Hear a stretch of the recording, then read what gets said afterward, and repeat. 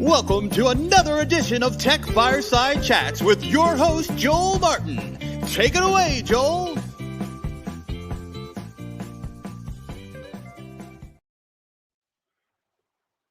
Hey, Albert, can you hear me? I can hear you. What's going on, Joel? Oh, what's up, buddy? It's good to see you.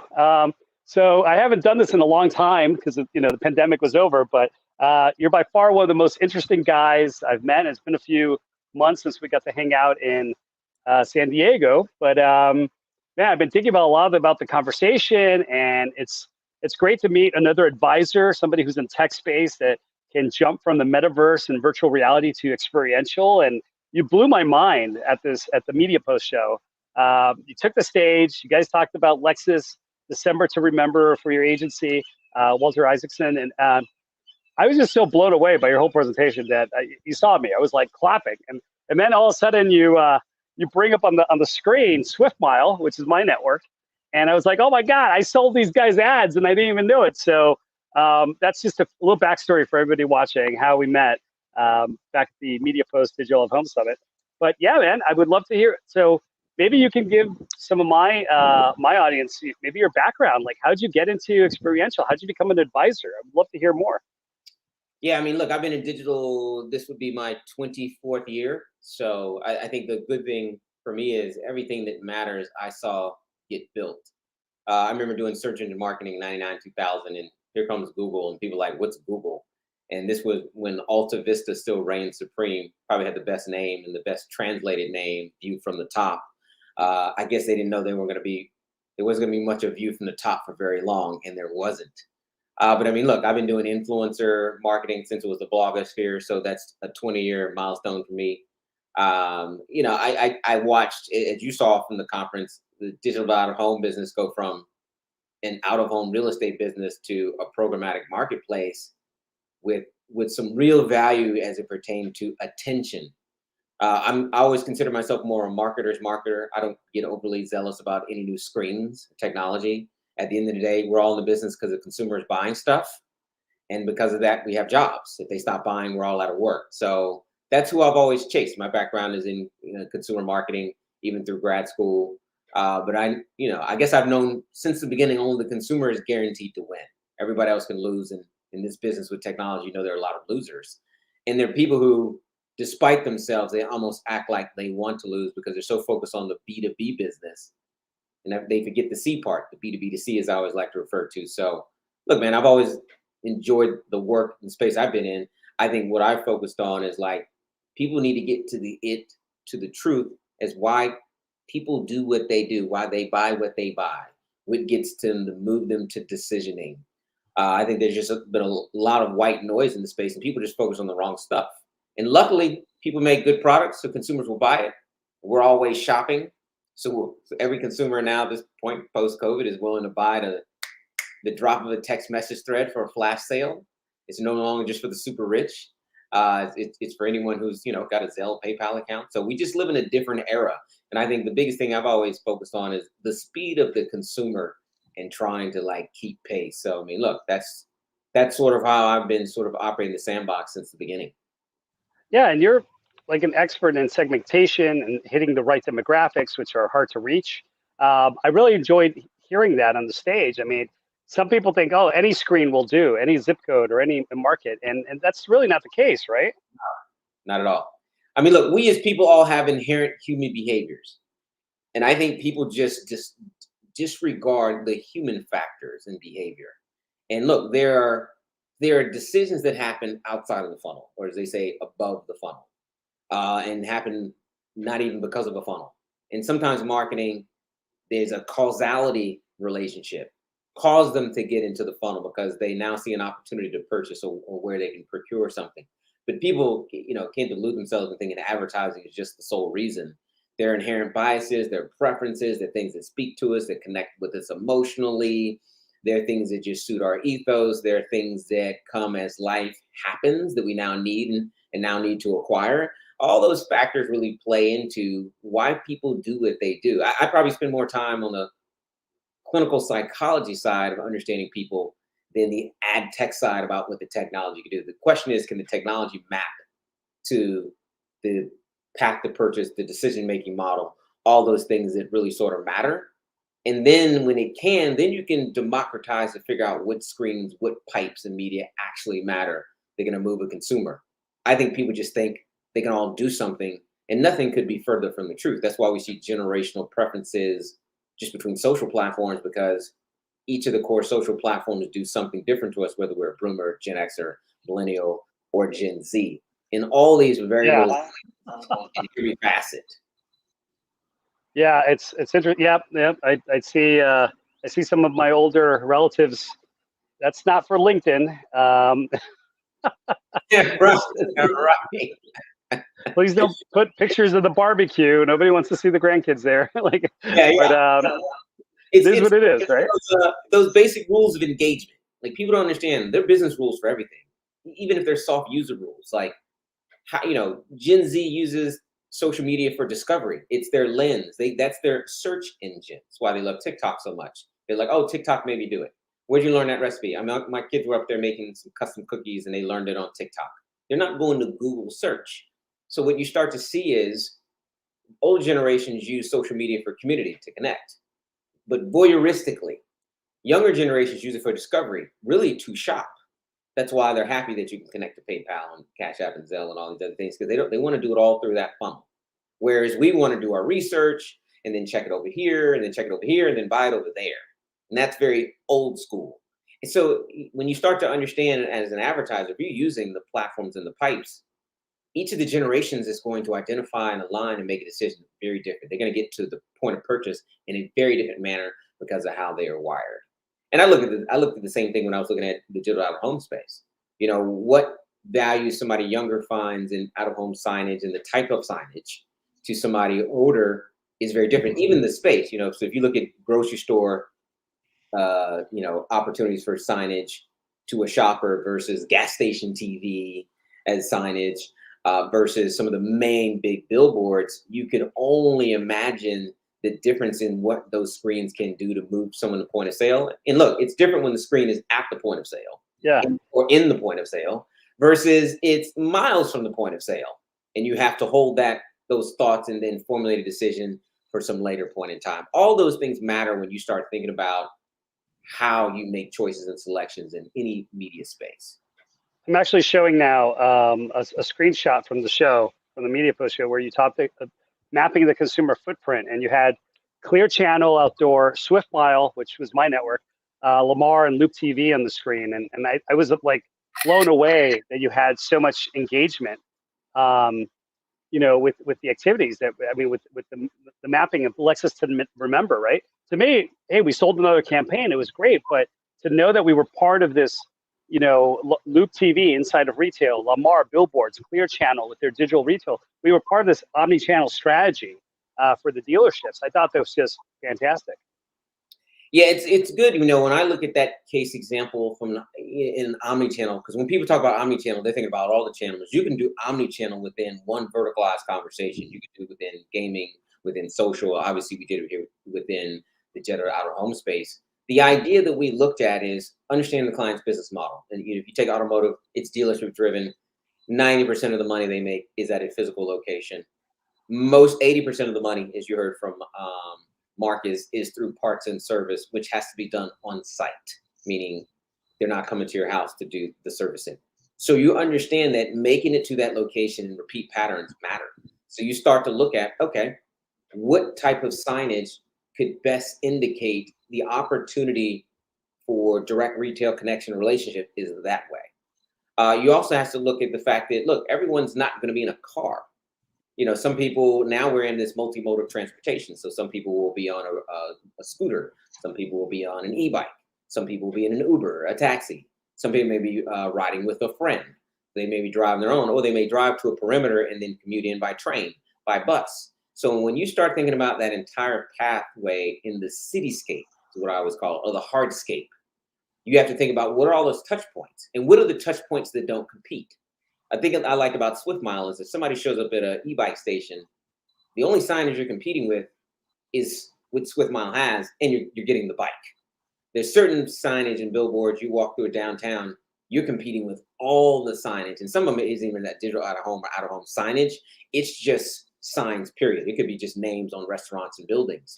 So you look about that and said, oh, okay, here's an opportunity where we'll get dedicated attention, uninterrupted attention. The game is always about attention. That's what we're chasing and pursuing here. And look, all the partners you saw in the plan had a different mode of attention to help shape mindshare. So Loop TV, theirs was on the gas station TV. So when you're pumping gas, the only thing you can do other than sit in your car is watch the pump and hear it and roll up. However, you can watch TV. It's dedicated attention, even if it's only 60 seconds or however long it takes to pump the gas. And again, it's along the journey, aligned with the product you're pushing, automotive, and it has direct correlation to the infrastructure. Internal combustion engines require gas stations, so we're going to advertise across a landscape that ties into the product being sold and what you're already using as utility. Same thing when you think about Swift Mile. People got to need modes of transportation, so the signage is tapped into part of the infrastructure of mobility, and we'll have that signage there. But those have to be strategically thought about. They're not just random. You have to think about the consumer and the mode they're in, and is this an opportunity to speak to them, and can you move them with some level of mind share or into the actual point of sale as a business opportunity? Yeah, I'm still blown away all these months later when I watch this case study. I keep thinking, wow, right? Like you really hit it out of the park, at least for us, like to see us be part of that whole ecosystem. And also the amount of impressions that you got from the network were just incredible. So where do you go next? I mean, what type of campaigns are you working on now? Like what type of experiential projects have you been working in the last, I mean, we haven't seen each other in a couple of months. So, what's at the top of your project list? Well, look, we're still continuing the digital out-of-home push. And look, the thing we did, as you saw from the case study, we used one of our mobile display partners, a partner Demand Local of about, I think we're in year 7. So they had all the data related to location tracking. So this was an extension of mobile and moving into mobility, as I like to say it, just because at the end of the day, they had a lot of the data. And look, at the end of the day, in the digital out-of-home space, the one thing you have is your mobile device. So it just made sense to tether the two together. What you have device-wise to what the out-of-home screen experience is. And again, that's intentional as well. We didn't just buy digital out-of-home in an independent silo. We tethered it to our mobile efforts because the main thing we have is a mobile device. So we're going to continue to do that. There'll probably be some other partners whose screens we run against as well, just based upon goals and business objectives we're trying to accomplish, and their footprints map to that. Again, we look at how the consumer moves. Like we know from a lot of the Demand Local data that an average Lexus store visitor is about 12 to 18 miles from the dealership. So no one's really under 3 miles because those are in highly retail areas, and nobody's coming 30 miles out. So we actually picked a footprint of digital out-of-home exposure points within that 12 to 18 mile radius because by and large, that's where the consumer is driving from, largely from their home. So the pathway is in between. And we looked at some things a little more closer to the retail epicenter. But again, that's intentionally done when you're talking about mapping the consumer movement. Look, and here's the thing. This is what Target and CVS and Chick-fil-A do when they set up a store.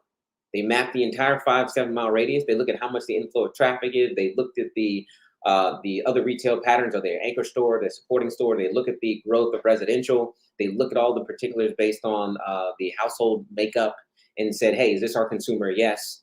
We applied the same degree of diligence to just digital out-of-home campaign because the intelligence related to a PMA area, the zip code area, is already there. It's already been there. What I'm always amazed at why people just don't think like retailers do, because we have to move people to a point of sale, dealerships or retail operations. So we think the same way they did in the targeting, the way they did when they built the land and decided to undergo construction. Yeah, I mean, it's all about real estate, right? Yeah, very common sense oriented, but I can't say everybody does it, but I don't, for us, that's just how you build it in a smart way. And look, it's easier to sell it through when you tell them you're going to use a similar methodology that they use to set up a store to set up audiences. Well, and that's like the personas and the audiences and the pursuit of who really is your target. I think some of the things that you threw on stage made a lot of sense to me. Hispanics buy a lot of Lexuses, right? That was like, wow, that's true. Like I see it. And now I understand they have a great outreach to the community.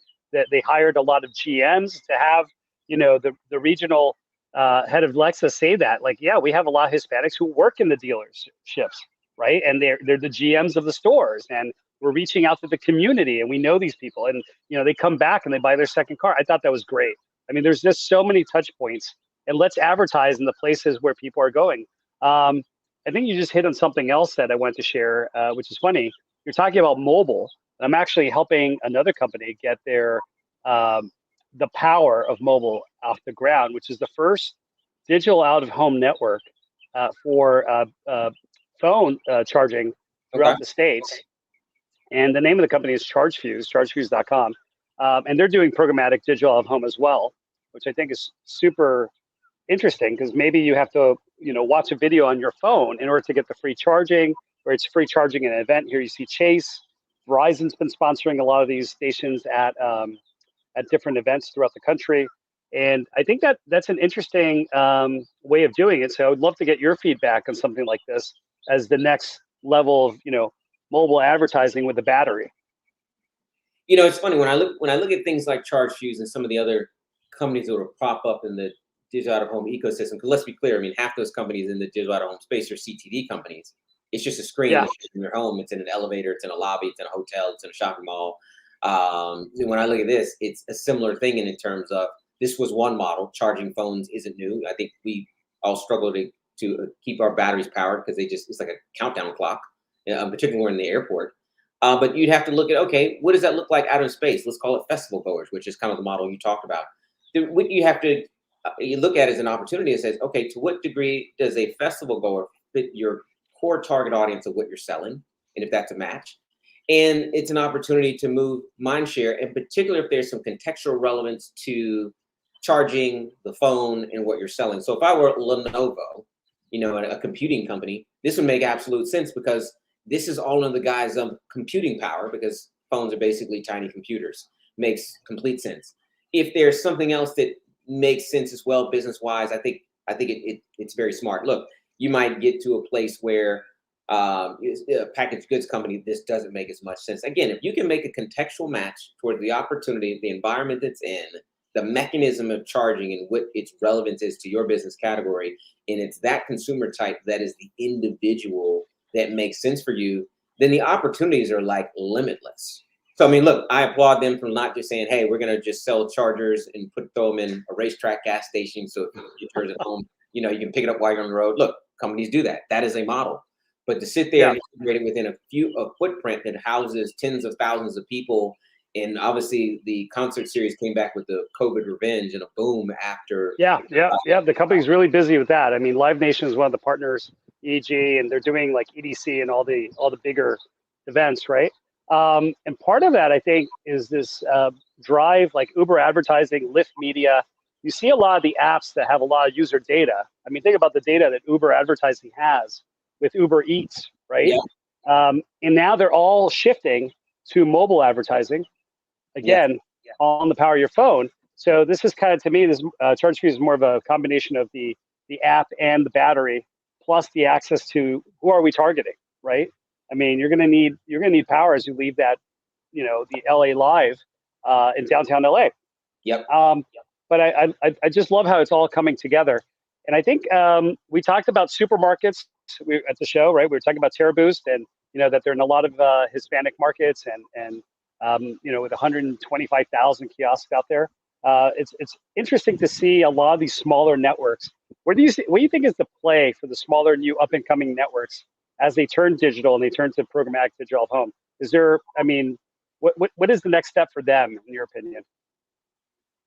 Look, if I had to take a peek into the looking glass of the future digital out of home, the thing is that the only limitation is running out of real estate, which you almost can't do. You have to understand that a lot of the other media pipes have constraints, not only by point of access. You only have so many TVs in a house, so there's only so many screens you can advertise on. There's only so many phones you're going to have in the house for mobile targeting. There's only so many consoles you're going to have in the house for gaming. But out of home, you'd have to look at the amount of undeveloped land space in the US or globally and then how much could be built up on. So if you're a company that's in the hard screen business that needs real estate, well, as long as real estate keeps developing, which apparently it is in every major state in the country, then you really don't have a limitation on how many screens you can have. As long as there's a urban sprawl, you keep moving. As long as there are more festival goers, you keep moving. And I think that's the one thing that's very interesting. At some point, the population growth slows down, so there will only be so many more people on a given social network. So there are physical constraints that are limitations. That's why companies plateau. But in the digital out of home space, you keep reimagining and say, well, look at all the white space in people's day-to-day lives and how they live in their live stream. Remember, we live our lives outside our home. That's how we define ourselves. Wait. Hold on. You just touched on something because you talk about Web3. You talk about Web3 and the metaverse too. So I'm going to throw another curveball at you. What do you think about the future of programmatic and digital advertising in video games and in the metaverse? I would love to see what your thought is on that, because I do advise a company in the Orlando game space that is in that field. So I would love to hear your thoughts on that. Yeah, when I think about Web3 and programmatic, it's not that we haven't dipped our toes in water. First of all, let's call it Web 2.5. Okay, in-game advertising has been here since AdMob. So I don't know how old that is, when it was just an in-game ad network.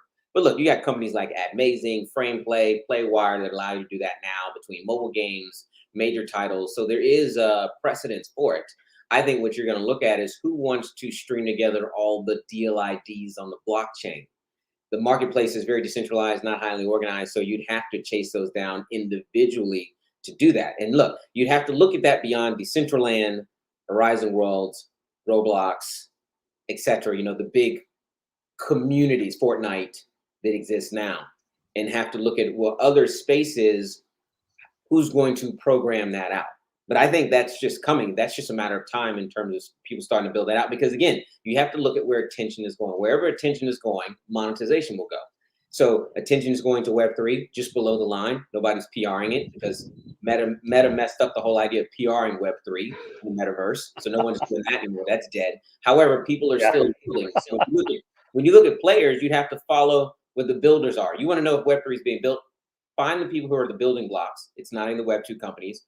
Go where they're going. You can start to see with real estate. That's like saying, hey, you don't believe there's construction going on? Look at the construction companies and the tractors you see it being trucked on highways and roadways. See where they stop.